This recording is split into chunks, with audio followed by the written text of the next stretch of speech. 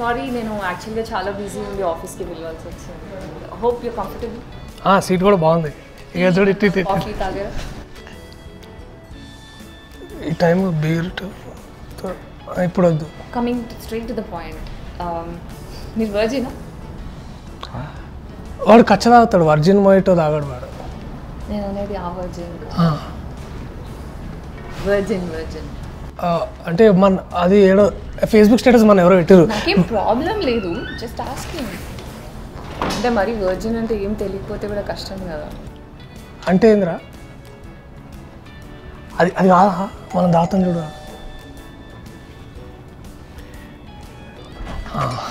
అంటే మన స్టేటస్ చదివాం ఫేస్బుక్లో, virginity is state of mind అని చెప్పిండు వీడే.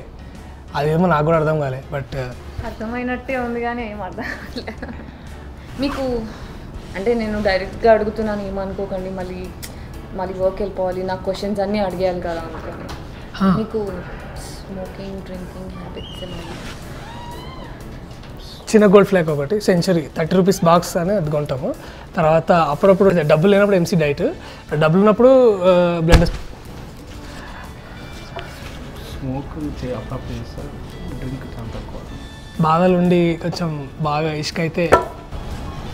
ఇష్క అంటే మీకు బ్రేకప్ అయిందా? లవ్ రిలేషన్షిప్స్ ఏమన్నా బిఫోర్? చెప్పదు కదా, చెప్పండి పర్లేదు. ఇంటి పక్కకి కాంచనా, ఇంటి పక్కకి కాంచనాలో ఒక అమ్మాయి ఉంటాడు. వీళ్ళిద్దరు అప్పుడు ఫుల్ అంటే ఆ ఫుల్ కాదు, ఆ ఫుల్ అంటే ఫుల్ మంచిగా ఉంటాయి. సో తర్వాత మనోడే సైడ్